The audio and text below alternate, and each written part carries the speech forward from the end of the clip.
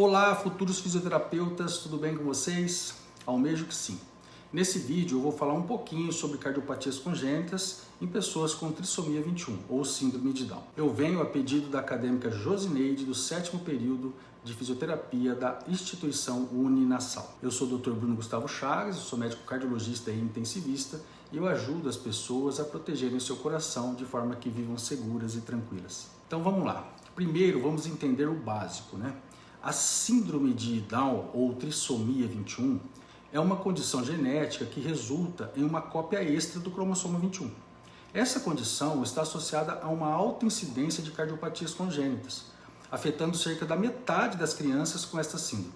Dentre as cardiopatias mais comuns, destacam-se o defeito do septo atrioventricular, no caso, forma total ou parcial, a comunicação interatrial, também chamada de CIA, comunicação interventricular, ou CIV, e a persistência do canal arterial, PCA. O diagnóstico deve ser sempre realizado através do ecocardiograma fetal, quando ainda intrauterino, ou ecocardiograma transtorácico, no caso pós-natal. Isso se faz de forma rotineira em todos os casos de síndrome de Down, mesmo naqueles assintomáticos. Quanto à etiologia, as cardiopatias congênitas são causadas por uma combinação de fatores genéticos e ambientais. Embora a causa exata não seja totalmente compreendida, sabe-se que a idade materna avançada e certas condições genéticas, como a própria síndrome de Down, aumentam o risco. A cardiopatia congênita mais frequente na trissomia 21 é o defeito do septo atrioventricular total. A incidência do defeito do septo atrioventricular total na população normal é relativamente baixa. Ocorre em cerca de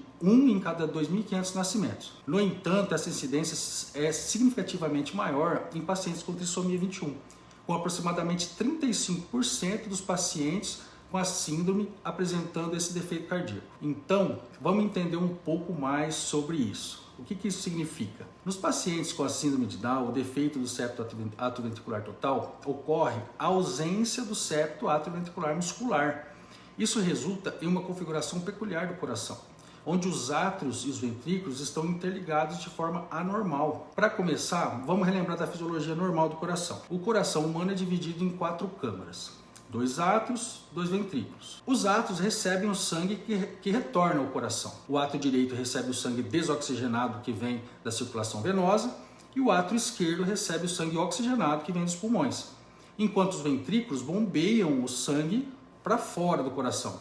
O ventrículo direito bombeia para os pulmões, através da artéria pulmonar, e o ventrículo esquerdo bombeia para todo o corpo, através da artéria aorta. O septo atrioventricular é a parede que separa os átrios dos ventrículos e ajuda a garantir o que? A separação adequada entre o sangue oxigenado e o sangue desoxigenado. Agora vamos falar sobre o defeito do septo atrioventricular. Nesse defeito congênito, há uma abertura anormal no septo que separa os átrios e os ventrículos. Isso permite que o sangue oxigenado e o sangue desoxigenado se misturem, resultando em uma alteração na hemodinâmica do coração.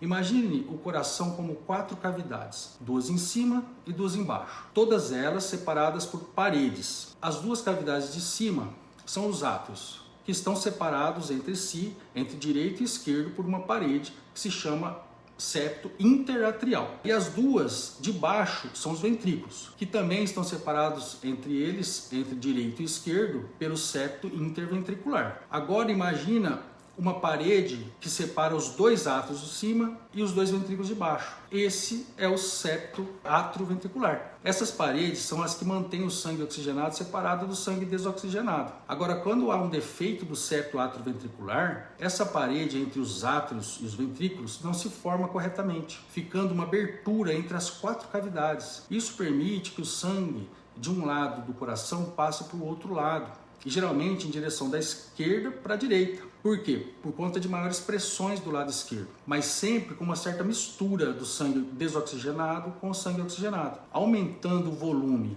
e a pressão do lado direito, acontece o que chamamos de hipertensão pulmonar, que é o aumento da pressão na artéria pulmonar e nos capilares pulmonares. Isso pode sobrecarregar os pulmões, levar à diminuição da oxigenação do sangue e hipertrofia ventricular, ou seja, o coração fica maior e mais grosso também e dificulta a circulação adequada do sangue para o corpo. Com o tempo, essa sobrecarga no coração e dos pulmões pode levar a sintomas como dispneia, edema de membros inferiores, palpitações, cianose. Essa mistura do sangue e de pressões pode causar vários problemas. Primeiro, o coração tem que trabalhar mais para bombear o sangue misturado, né, para o corpo. Por quê? Porque é um sangue com menor quantidade de oxigênio. Lembre-se que parte do sangue desoxigenado, do átrio e do ventrículo direito, que deveria ir para os pulmões, acaba indo para o ventrículo esquerdo e para o resto do corpo. Dessa forma, havendo diminuição do suprimento de oxigênio para os tecidos e para o próprio coração, né, para o músculo do coração, aumenta o trabalho e o sofrimento cardíaco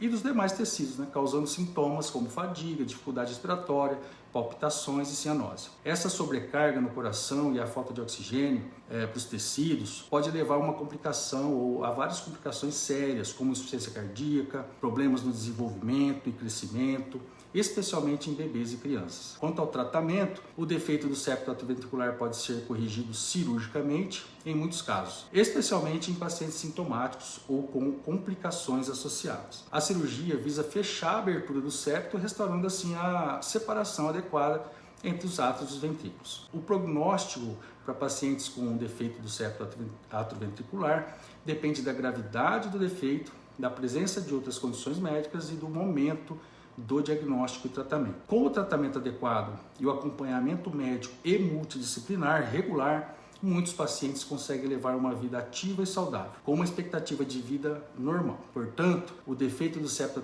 atrioventricular não é apenas um buraco no coração, mas pode ter repercussões significativas na circulação sanguínea e no funcionamento do coração e do corpo como um todo. É por isso que é importante diagnosticar e tratar essa condição o mais cedo possível. Em resumo, as cardiopatias congênitas, incluindo o defeito do septo atrioventricular, representam um desafio significativo, mas tratável para pessoas com síndrome de Down. Com o tratamento adequado e o acompanhamento multidisciplinar regular, é possível melhorar significativamente a qualidade de vida desses pacientes. Como futuros fisioterapeutas, vocês terão um papel fundamental aí no manejo e a reabilitação desses pacientes.